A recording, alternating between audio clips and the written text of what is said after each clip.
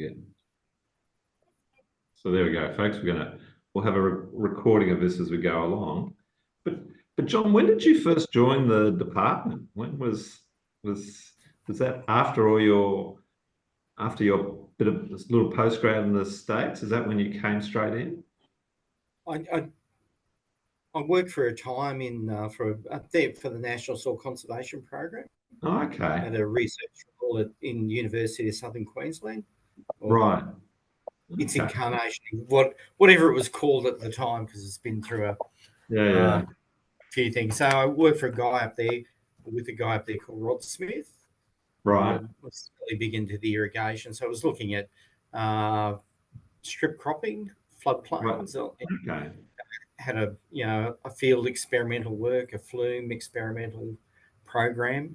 So I did a bit of lecturing over that time, and then when I finished, that contract was coming to an end. I had an offer to work at Griffith on another research project with Calvin Rose's group, but I decided at the time that probably it'd be good to get some real world experience and not end up being an academic who never never threw a punch. So that's when I got the job with the then Water Resource Commission. Okay.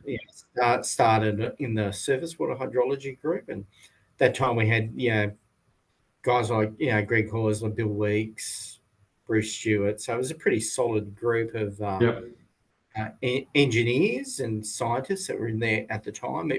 But it was sort of at the end of the big dam building period, right? And and it was like in decline. It was an attitude of like, if we're not going to build dams, why do we need hydrologists in the department? So it was a shrinking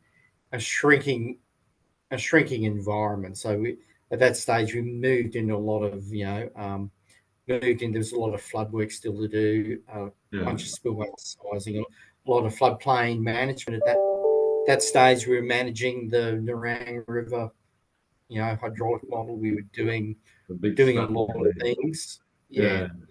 Okay. So I did a bunch of that's great basic hydrology at that stage, and then took on the Brisbane River floodplain, the Brisbane River, a big Brisbane River study that we did for SEQ Water, and did that for 4 years, and developed up the flood operations and all that sort of thing. So that was the start of my journey in the public service. Yeah. Fantastic. Hey John, look, I'll just we'll officially start the session. Welcome everyone. Thank you for registering and thanks for joining us today. So my name's Pete Follett from the International Water Centre with my colleague Brian McIntosh. We're really happy to have our guest John Ruffini joining us today, but just a bit of a broader context. This year, we've sort of each month we've been talking to a different colleague in different sorts of roles involved in sort of the broader water management arena. And we've loosely had this term called the sort of water modelling and management and sort of water management pipeline. Not that there's necessarily a linear pipeline, but what we've been using over the years is a way to understand the different roles that we have and how we complement each other. And don't worry, there's a lot of feedback loops and things going along. We've previously had Steph Hogan and Mel Shepherd as decision makers at state government and at Sunwater talking about their roles. Today, we're looking at John's role as a modeller and where it fits in the equation. In another 3 weeks' time, we've got Lucy Redding from QUT, who's going to share some of her research experiences and how that fits in the equation. So that's a little bit of the context of what we're doing today. So very much an informal chat as we're going along. Happy to get your comments in the chat. If you've got any things you want to share, that'll be great. And from the outset, can I also acknowledge the traditional owners on the land? Here I am in Brisbane today in Turrbal Jagera country, and acknowledge all the different countries that the audience here is today. Like we've got people from down in Canberra and a few interstate colleagues and a few people in other parts of Southeast and in the Asia Pacific. So welcome to you all, and especially welcome to any Aboriginal and Torres Strait Islander colleagues that are online today. Much respect to you all. So look, with no further ado, so John and I, I've known John for quite a while, since I've been not only in this role, but I was even thinking the other day, John, when I was working in Toowoomba years ago, all these water sharing plans in the late 90s, they're very topical, and there was no doubt about it, the sort of water modelling was an important part there. But we'll come on to that. But look, today I was keen to talk to John. John has an immense experience in working in the modelling space. Like you heard a little bit of his early conversation. He's already flagging a few sort of major topic areas he's been in. But I suppose what's interesting in this day and age, and it doesn't matter what role you have, but whether involved in sort of decision making, research, collecting data, being a modeler yourself, we've all got different ways that we connect. And I suppose what's been interesting is watching some of the changes that have happened over the years. And I think talking with John, we have this opportunity, this experience to reflect on a few of those things. When we spoke the other day, John, one of the things you did say, which I found interesting, is that technically you feel very comfortable that as a modeler, that the sort of the mechanics of your craft is reasonably intact. And like you even use the word straightforward, but that's more because you've been maybe a modeler for many years, but sort of just that basic mathematics and that ability to sort of put these forecasts together is something that you use the word, it's reasonably solid. Yeah, I guess there is a large body of science that's well established in terms of doing. I guess at the moment I'm talking in the space of generating flows, coming up with methods to assess the flows. There's a lot of science behind that. There's a lot of methods behind that. There's a lot of work, and it's a fairly mature. In a sense, you can drive these things and get reasonable results with them.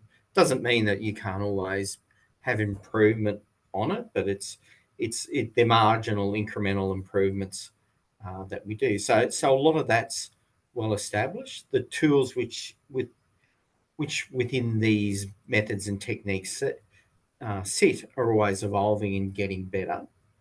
So there's an element of that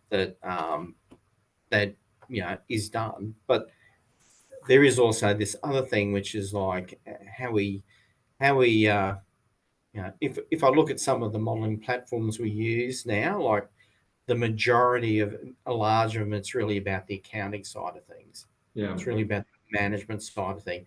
They're the things that are more fluid, more dynamic, and more evolving and changing at a rapid rate. So they consume how you codify that and put it into a program to be representative of how they work in real time, how people respond, is a big challenge for a lot of the code development. It's a little bit of that is because across the country, it's been done differently. Okay. And why has it been done differently? It's and I guess if we go back to when we started on, in the early 90s, we started on the water reform agenda path. So we'd gone through our big dam building phase, as I mentioned earlier on, and all the good dams had been built. The people who did that weren't idiots. So across the country, we built most of the best dams in the best places next to the best soils were built out near the ports, near the market. So those decisions were made, and it then became an increasing pressure that if you wanted, they weren't A sites, they were B sites, they were C sites. So the cost benefits just weren't there in terms of doing it. But there's still demand for water. Still demand for water for the environment.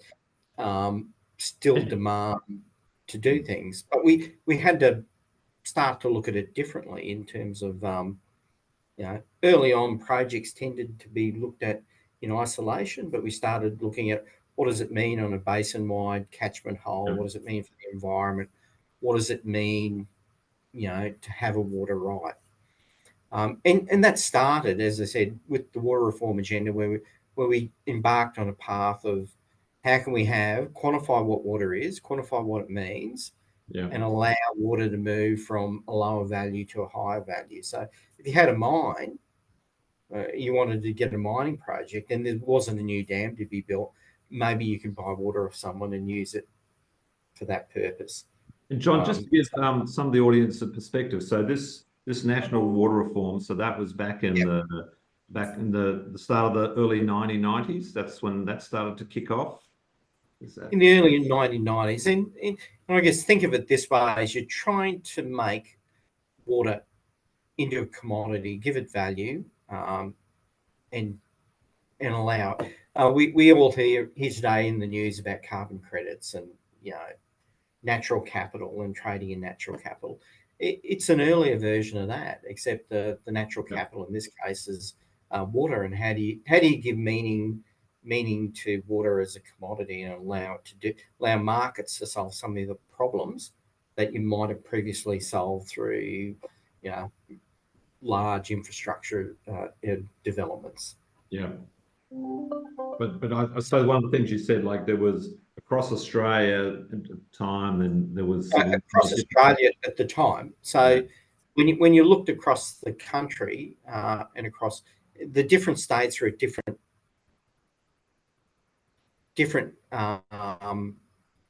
different parts of the development path.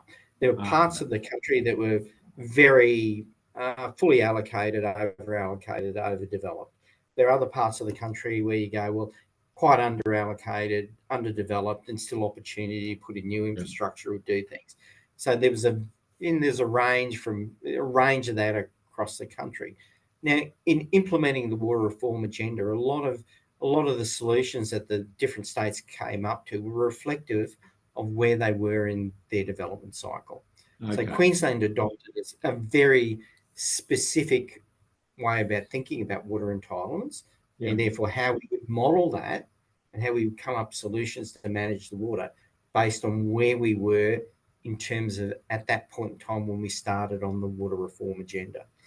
So we started with a view that let's do it. Let's not over allocate, because at the time there was the realization that there are parts of the country that were over allocated, and there was some at the time, guys like Peter Cullen and the aquatic ecologists had started to really quantify and start to have ideas of what the environment might need. Very embryonic, and the science has matured immensely in the intervening time. But there were some things that were saying, well, we do recognise that rivers get pretty deteriorated when you get to certain levels of extraction. And in general, we weren't at that. And there were principles that we learnt from some of those studies about how we might manage water in the context of not reversing seasonality, of not extracting too much, of like identifying assets to be protected, that started to get incorporated into the decision making. But to do that, it required a certain modelling technique. So to do that, concept, John. So jump in. So you've got these interesting drivers from, I suppose, from your management and policy colleagues who are really setting up what were, I suppose, some of the ground rules. So that's then influencing how you design and set up your modelling frameworks. Is that a little bit how it was evolving? It is, and basically, so we roll forward to the mid-90s, and this stuff is kicking off. And really, in terms of, and we were a very depleted modelling sector, and across the country, very much so, because you didn't need hydrologists unless you're building dams. And now it's like we need a lot of hydrologists to actually build models to actually do these sort of management. But it was a different paradigm. A lot of the old stuff was done on monthly models, really to manage the things that were impacted that you needed to make decisions on in terms of access to water, in terms of impacts on environment, required daily time steps. Wow. And those things didn't exist. Like New South Wales had been working on the IQQM at the time. we had been working on our own version of a daily model. We teamed up with New South Wales and co-developed the IQQM. So we made a conscious decision to, have brothers in arms and invest in them.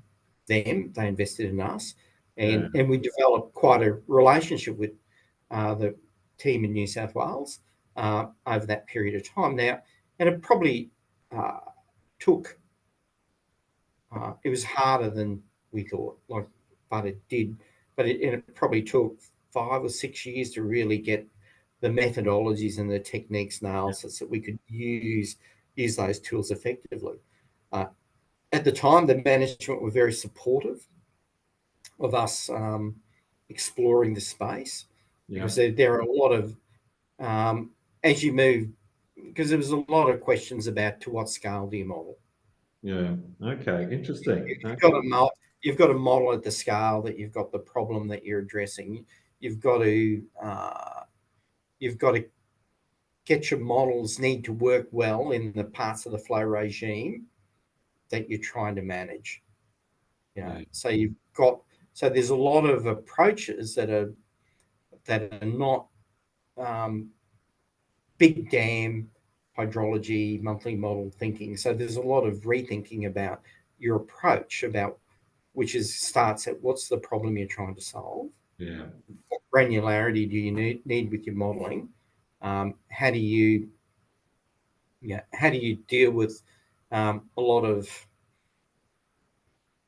not heterogeneous data sets, because all your inputs are not down to the same granularity. Even your streamflow data, when you're trying to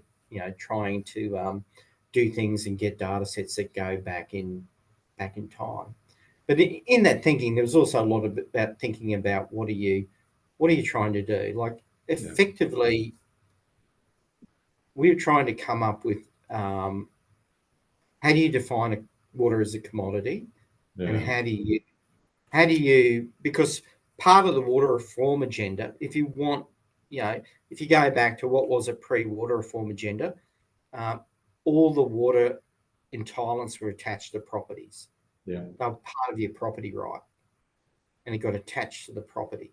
So when your property got valued, it got valued including the water right. So part of this process was you're going to, and that might just be an access condition that they have, a pump threshold, a irrigated area, an on and off thing, but you had to turn that into some sort of volumetric measure with an access condition with something that you're going to protect to. So you're going to give it some definition, you're going to give it some metric which says it has a security of something that if someone else does something, I'm going to protect that security. So you've got to give that some definition. And that's challenging. Like, how do you do that? We went down the basis in Queensland. It's an entitlements-based thing. So we said, well, we'll guarantee you a certain volumetric value. We'll guarantee you a certain, we'll call it a reliability figure, but really it's like you'll get so much of your entitlement in so many years, and we'll make sure if someone does a trade or if a new development goes in, that gets protected. That's the level to which you get protected. So it's those sort of things that is a challenge. Like when you moved in this new space, you're defining water as a commodity, but that commodity is the thing that you protect. It's not the actual thing that you as an enterprise might manage to. You might take that definition of your, let's call it a product, and you might want to repackage it and, trade off less security, more security against less volume. So you'll take, you'll pump water into your own storage, you'll use less of it more often, but you'll have more in drier years. But it's not, it's your access condition. But it does lead to interesting conversations about, well,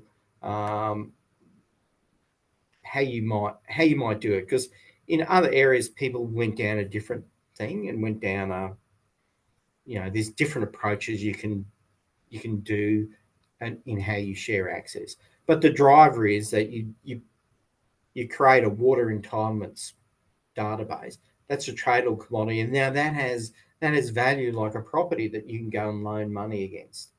Right. So suddenly, that this whole process is a very contested space.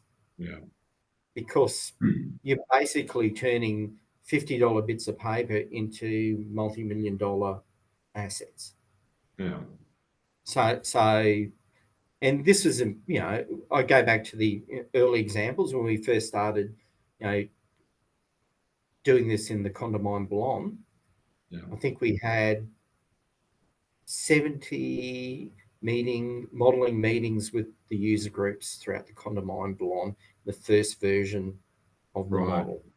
It was a They very were actual growers. They were a mixture of growers and government colleagues. growers, environmentalists, locals. Yeah. So everyone, because it was all big dollars. It was all, you basically, you were playing for sheep stations. Yeah. So it's a very, it was a very contested space because, as I said, prior to that, people had put in their application for a water harvesting right, cost them $50, and now it's worth, depending, millions of dollars in the swing on how you might define what that is. So it became a very contested space. So John, so you were working with other colleagues who are more sort of at that sort of the water planning teams and that there must have been, so as a modeler in this mix, so your role was partly to help interpret with the guide the communication so the interpretation was realistic. Was there sort of lots of water modeling 101 happening, and I suppose getting that trust too from the various users? Well, we made a decision pretty early on that we would, for transparency reasons, we would make our models fully available to any of the stakeholders that wanted them. Yeah. Which was a big step because no other state does it. We go, give us $500, you can have a copy of the model and you can tear it apart, run it yourself. You can engage in the conversation with government about your rights and your entitlements. So it was an early decision in terms of, for the sake of transparency, to do that. But there was a very educative process about what modelling can do and can't do, what modelling, how you might use it and what you were trying to do. And as a fellow, that's why in the early start, it was a 70 meeting journey. Yeah. Because it was, went through a lot of emotions, a lot of misunderstanding, and then there were a lot of people that were very switched on and quite early in the piece realised that if I game this, I can become a very wealthy person. So, and some of those were representatives of groups, but their decisions were very much around, they worked out pretty quickly, like how they could benefit out of the process, which is a very interesting thing in terms of that stuff. So there is an educative process. There is a educative process for, as you say, for the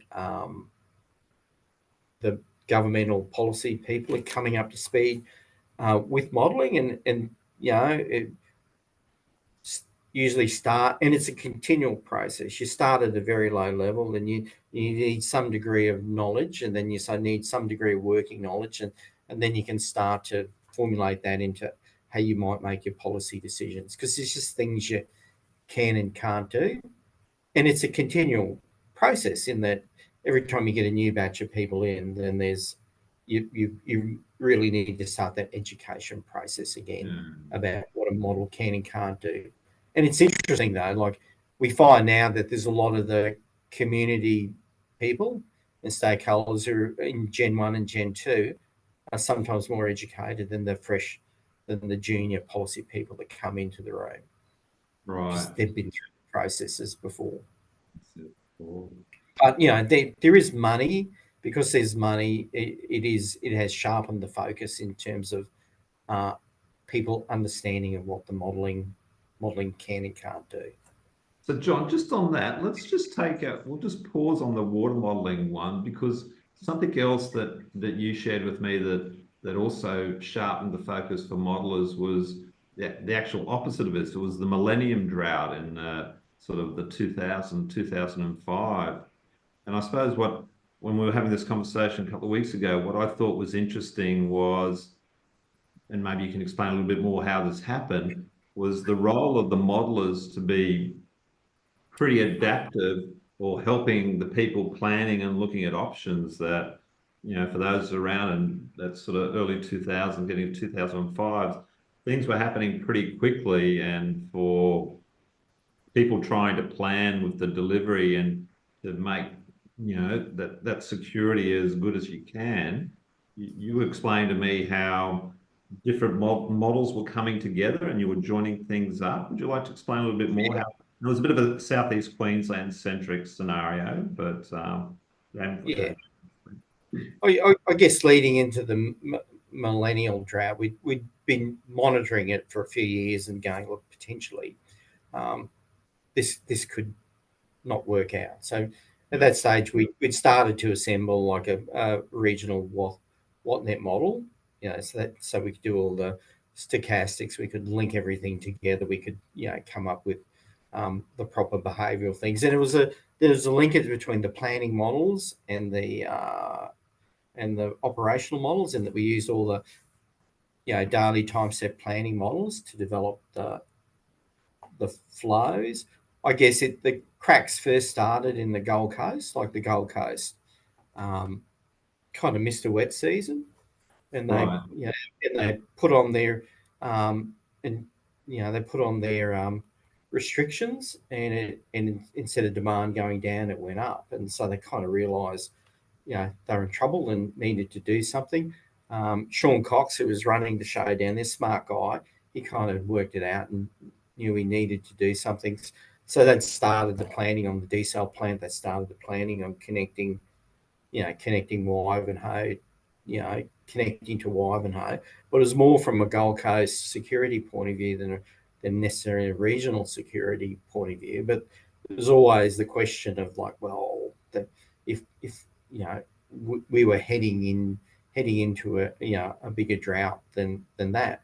There were some cracks that had appeared in Toowoomba water supply as well at the time. Yep.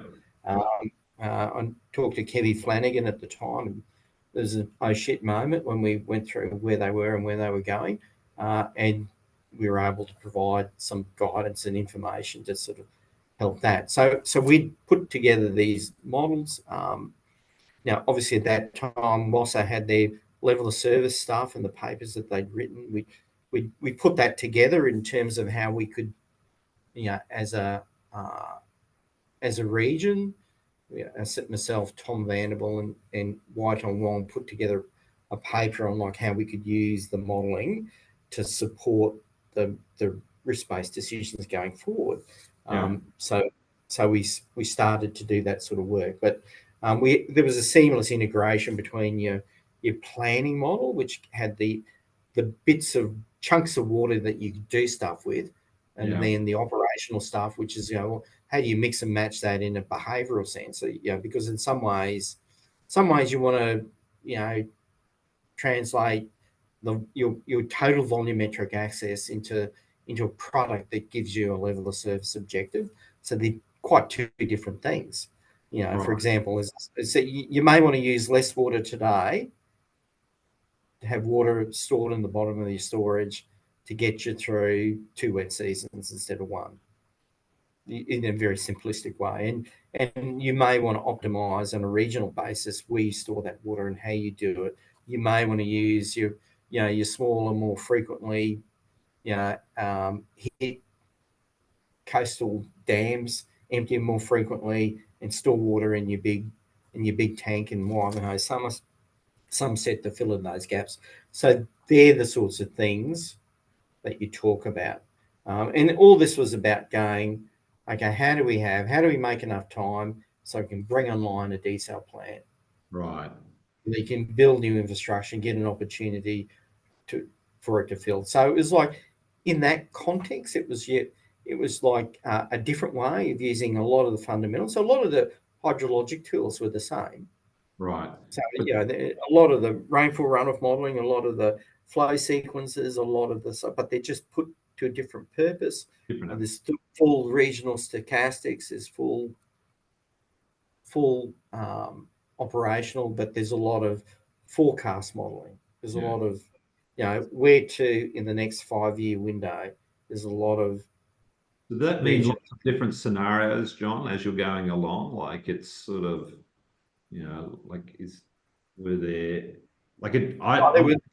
There are a range of scenarios, and then the Water Resource Commission got formed to manage that in more, and John Bradley initially headed it up, and so we did a lot of the modelling for that. We did in terms of all the augmentations and strategies.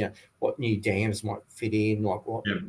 So it's the same tools, but like a slightly different purpose. Yeah. Yeah. No, that's good. Okay. Now look at, because it was an interesting, that's sort of a contrasting drive. It was sort of contrasting setting, but again, it was sort of at the time living here in Southeast Queensland, it was a very real issue. It was, I was working in Brisbane City Council at the time, and there was all sorts of scrambling going on all over the place about where to and looking for water.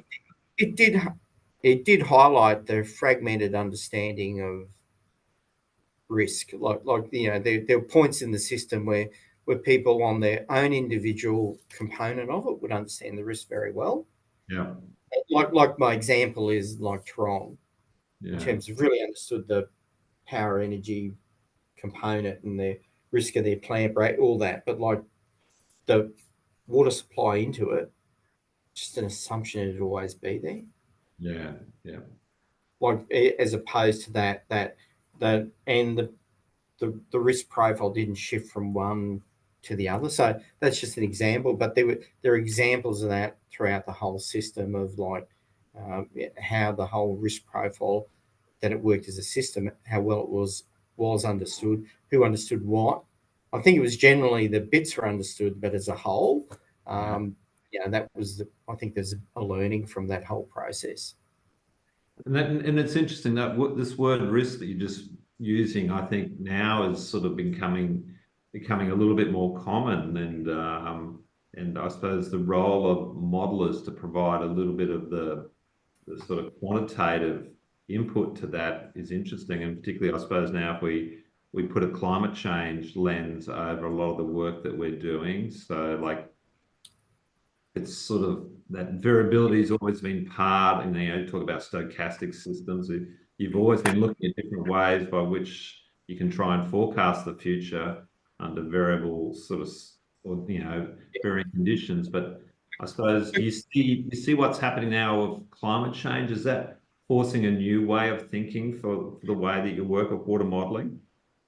Okay, well, it's an interesting.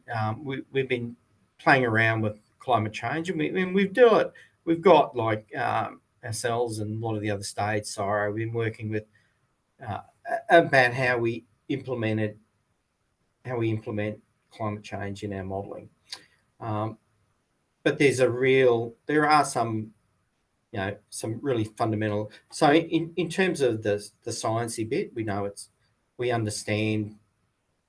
We've got a handle now on which models are best for which parts of the state and for the thing. So in terms of the global circulation models and the range of them, like we've got pretty good basic data on that sort of stuff, down to a certain level.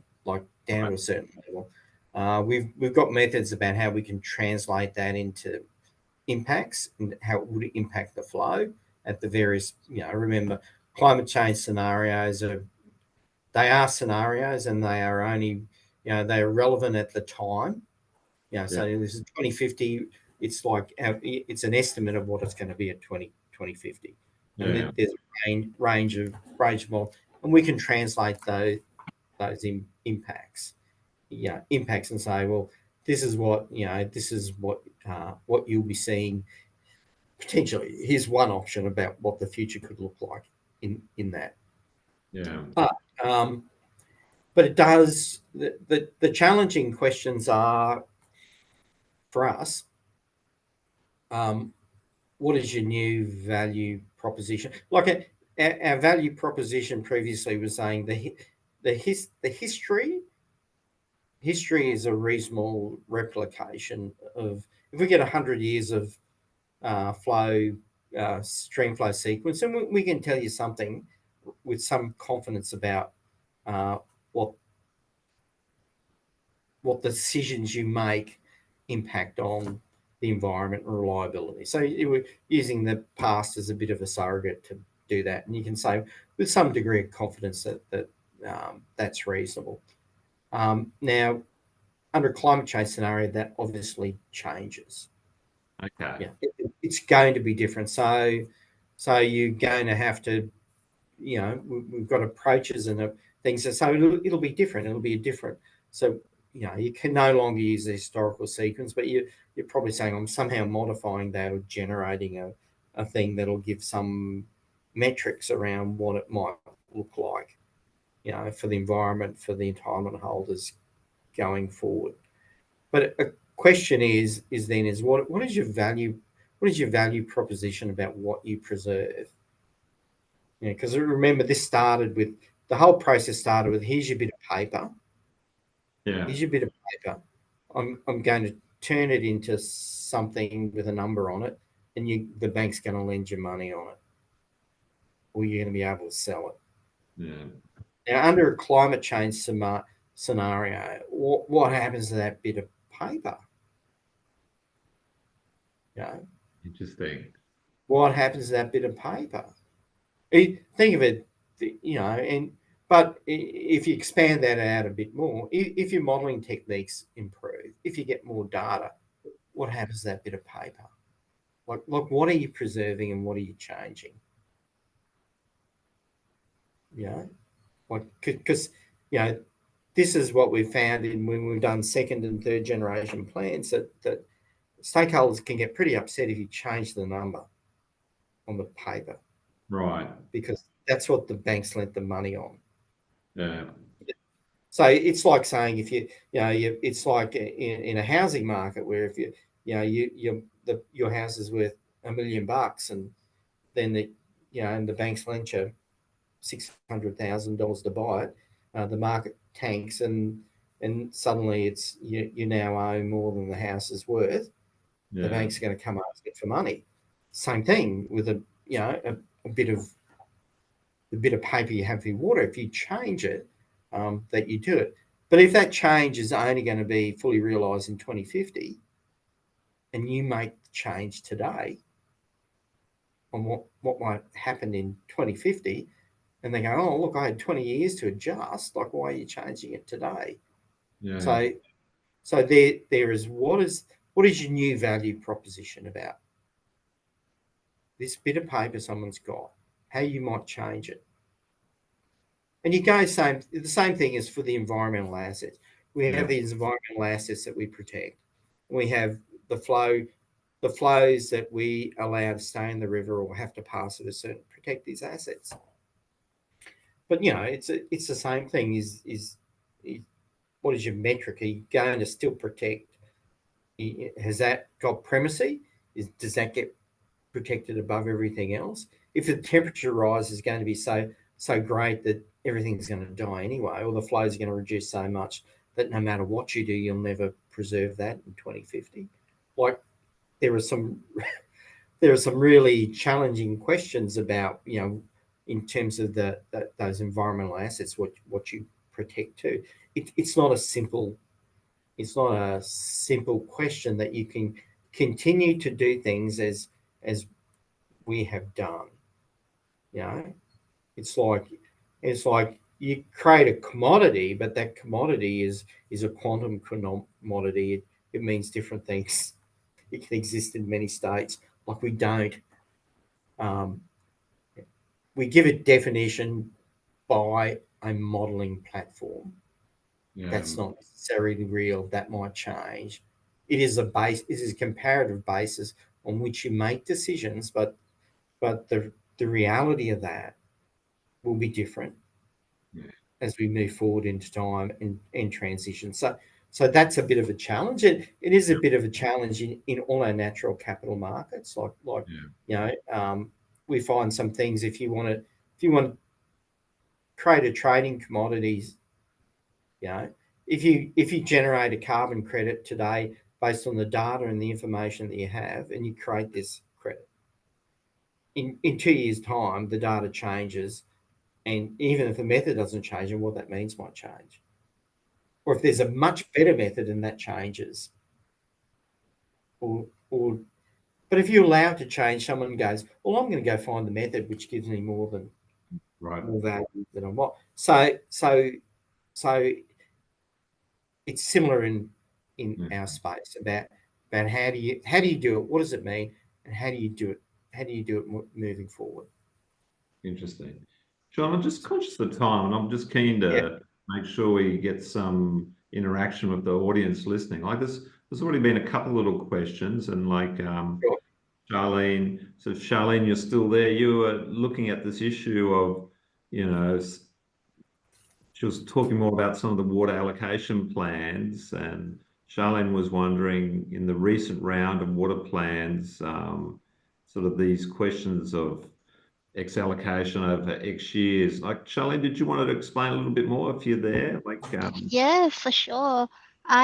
John, thanks for sharing your journey. I found it so interesting, and I also really agree with you that good model is just respond to good planning questions. And yeah, what is your planning questions kind of like? It's kind of the same model, but it might shift some of the information and how you want to model and present those.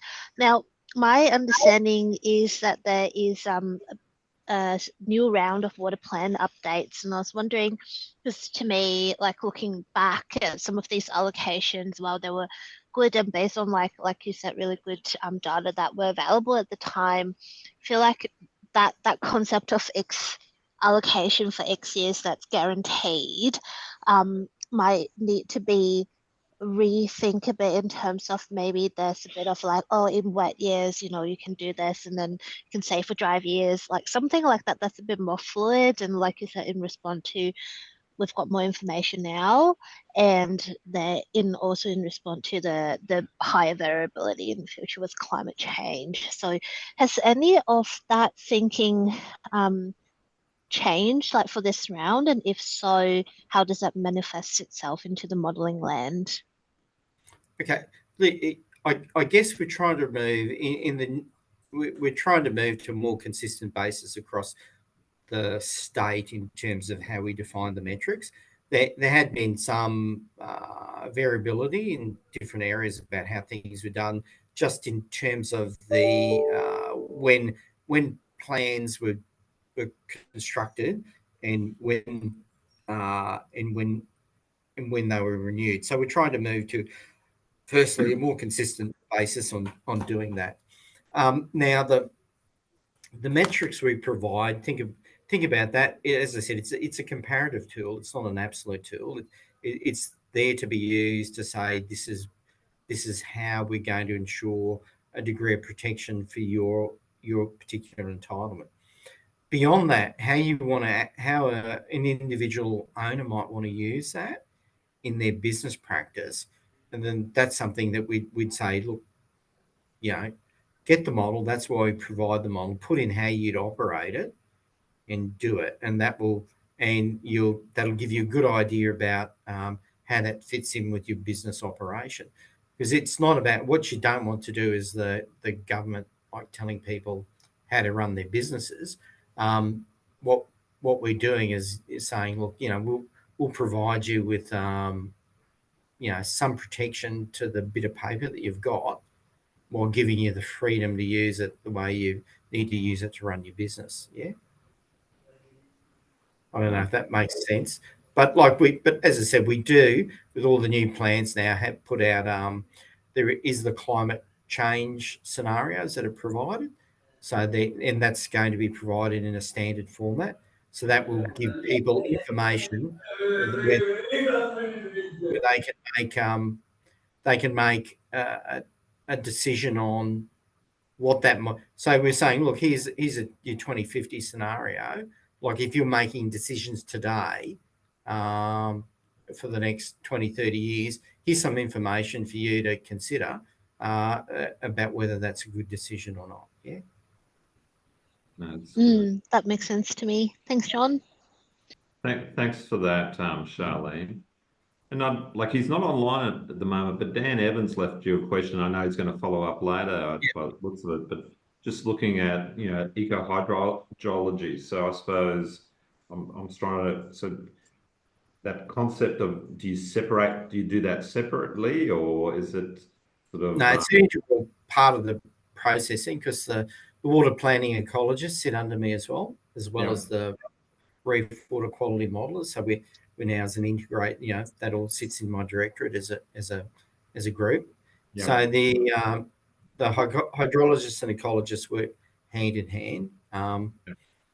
We've been working with Nick Marsh's group on Eco Modeler to sort of get and that's incorporating a lot of our new knowledge in terms of how we approach, and that's sort of, I think I previously mentioned, that's where the big gains, I guess, in the last 20 years have been, our understanding about what you can do with flow responses for the ecological assets you're trying to protect. So we're doing that in a much more, informed way, with a lot better. But if I read the question, if I'm answering the question correctly, it is an integrated thing. Yep. We do work together, and that there's a strong feedback loop in terms of the management rules to make sure that we're preserving all the ecological assets that need to be preserved. But also there's another overlay that's coming into it in this next round of which is Indigenous water. So that's just which is a little bit different to, while we'll use many of the same modelling techniques, but it's a little bit different in that there are confidentialities with some of it. Some of it's quite about the spiritual values of the water. Some of it is just extractive, but those part of the commitment of government is to incorporate those, the need for the Indigenous waters to be incorporated in this next round of planning, along with the climate change stuff. Right, and that's all happening. Look, on a slightly different track, I can see Abel's got his hand up, and he's actually had an interesting question there too. He's sort of jumping in the thoughts on generative AI for agent-based modelling, and Abel's flagging that superannuation and insurance companies are starting to use this to co-manage risk. Abel, did you want to elaborate a bit more? Yeah, no, thanks, John. I think your observations are really sound with, what happens to that piece of paper that the water entitlement holder holds, and in a way asking the model to try and answer that question. And as you can imagine, everybody manages risk differently, and an agriculture or a mine or a power station. So we've sort of been looking at this, where are models going next? And I guess just wanting to explore your thoughts on, if you look at things like superannuation or insurance company, they're trying to do exactly the same thing in the light of all these changes that are happening globally, whether it's climate change or ecological dieback, things like that. There's going to be impacts on value, and they want this to be a shared approach to managing that risk. So rather than the provider taking all the risk, which is what the governments have tried to do. And as one of my mentors says, if you try to play nature, be prepared for making the same sort of mass changes that nature will make. So if you're not willing to accept that, then don't pretend that as a government you can take that risk of managing rivers or running rivers or floods or droughts, right? So I was just thinking, could we use generative AI to try and get all our water users and water beneficiaries to be part of this? I guess there's a couple of things. One, I remember early on in this journey, it was a bit about saying turning water into commodity is the greatest evil to be perpetrated on mankind.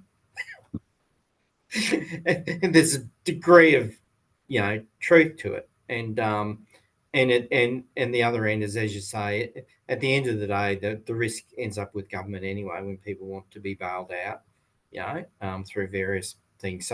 So you can't really necessarily 100% get away from it in terms of that sort of thing. There is and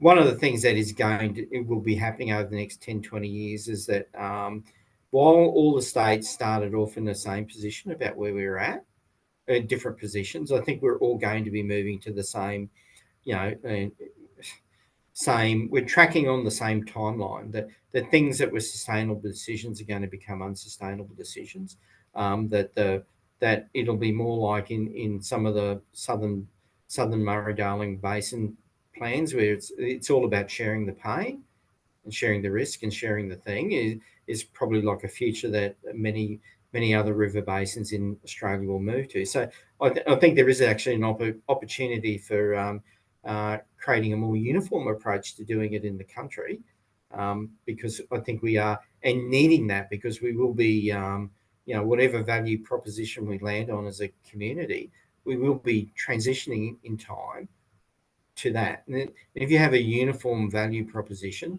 and you have a process by which you can do that, you have a smoother transition.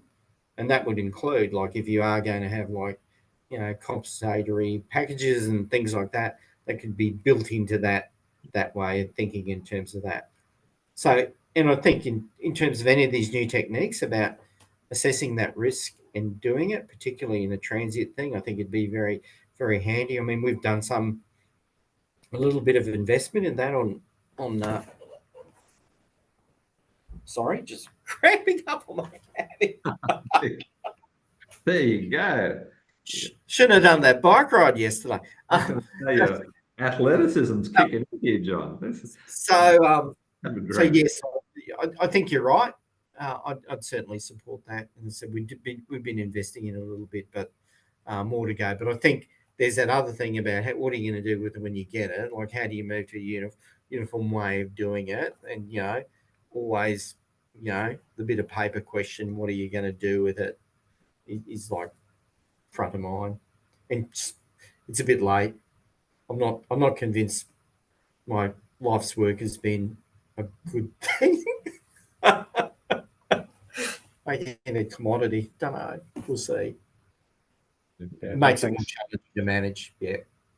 No, thanks. I mean, the counterfactual is that, you do end up with the tragedy of the commons, and there's lots of examples of natural resources that have sort of ended up in a big mess because it hasn't been commoditized to some extent. But it's a happy medium, I think, between the two.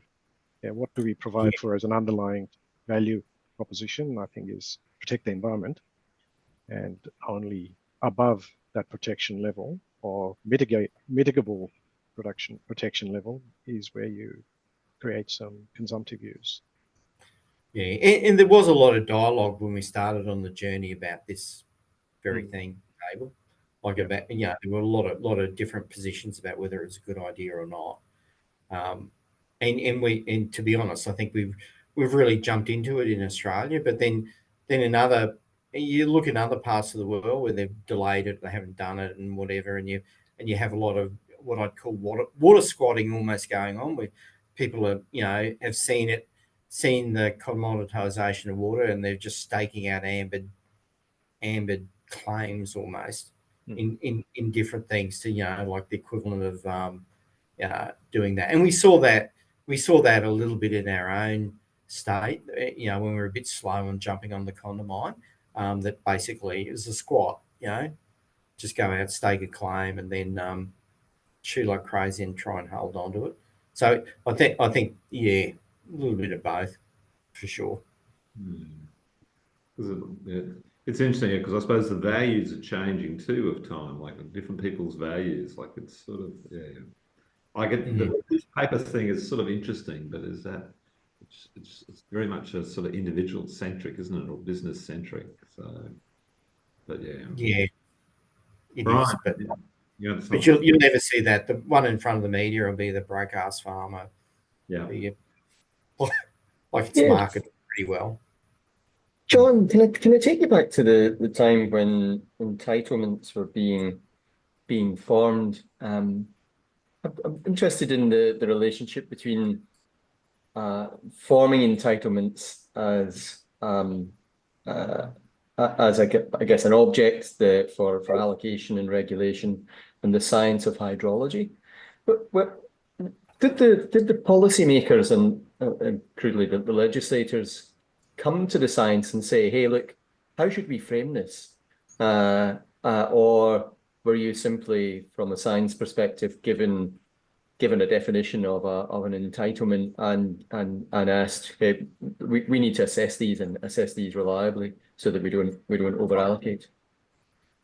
It was like, no, it was sort of going, it was like the process was, here's a bit of paper. What does it mean?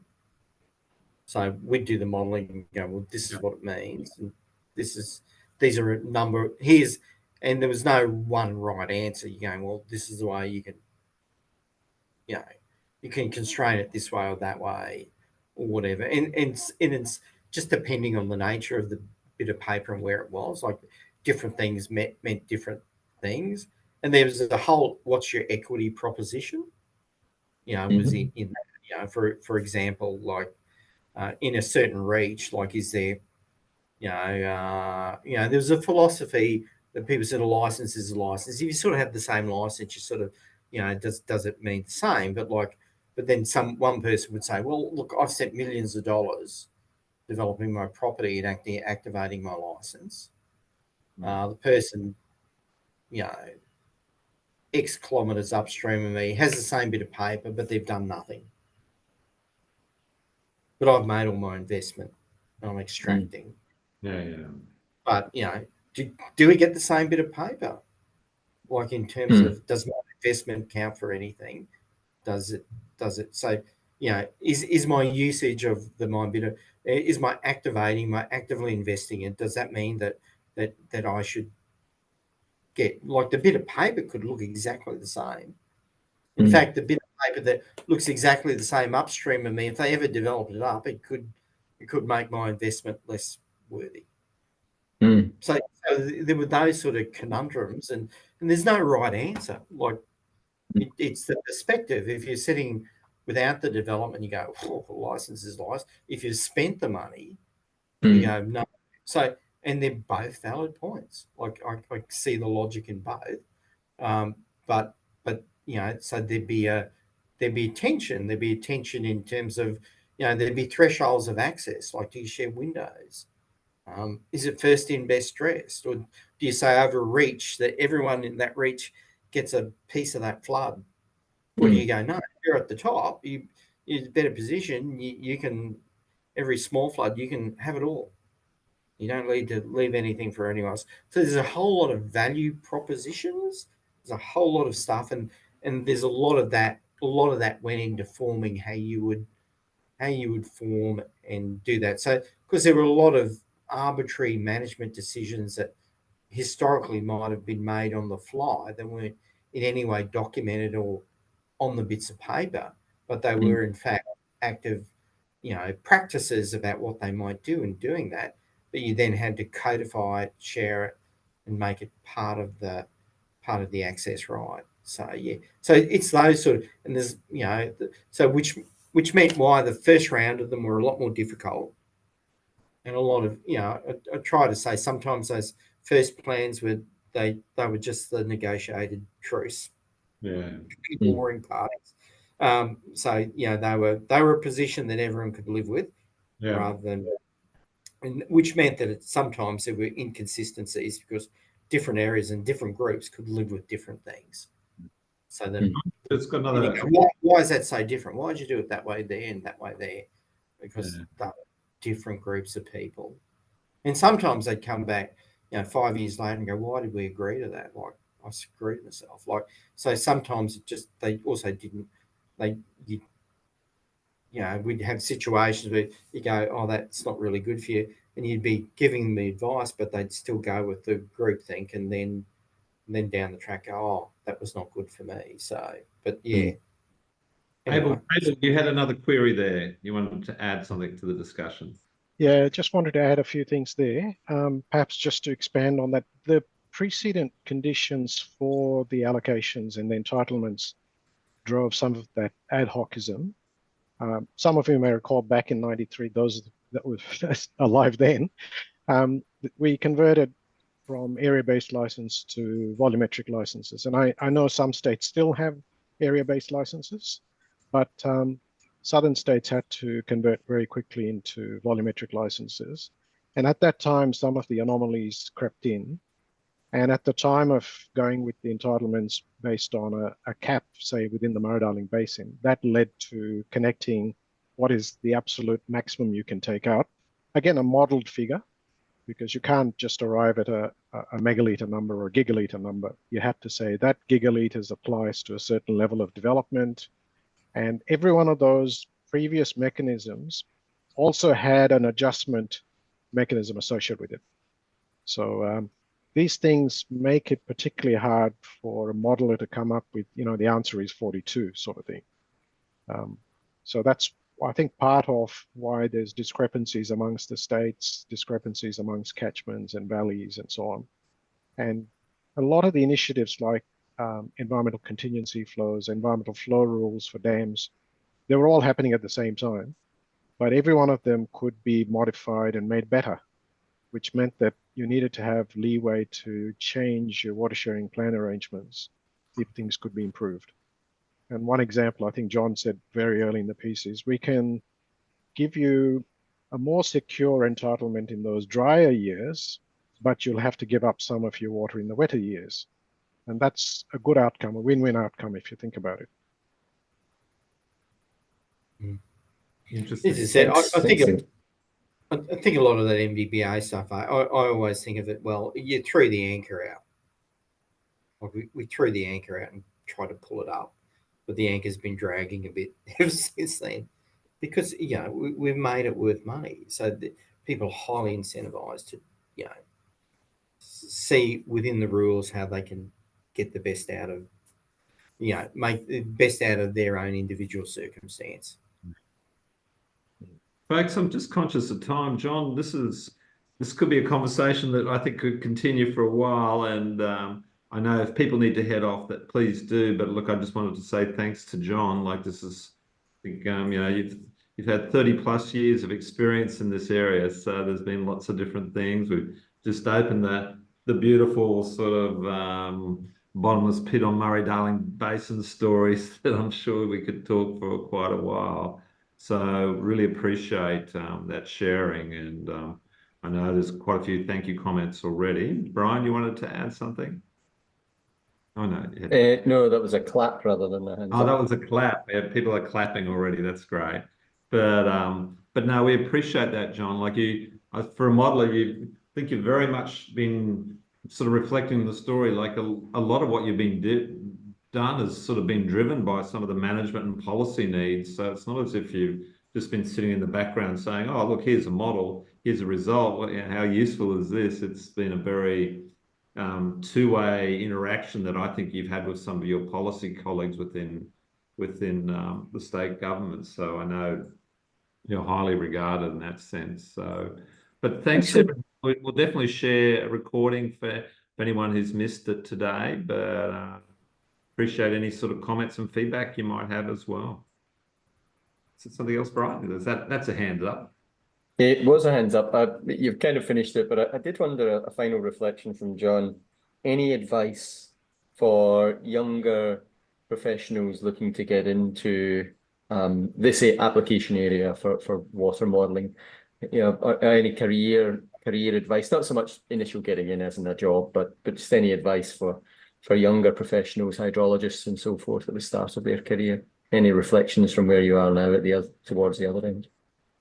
Look, I think if you enjoy playing in the ambiguous space, where you actually do get a seat at the table of some important issues and important things and things that matter for the like like access to water really drives a lot of the economy and the well-being of our community. So I think it is a worthy job. It's a worthy area of endeavour. It's worth your time to do it. It's not a frivolous occupation. So I think there's a lot of there's a lot of frustration, but there's a lot of reward in terms of the sense of accomplishment and what you can do in terms of making a difference or creating hell on earth by creating commodity water and commodity. But yeah, so yeah, like it is, but it's not for everyone.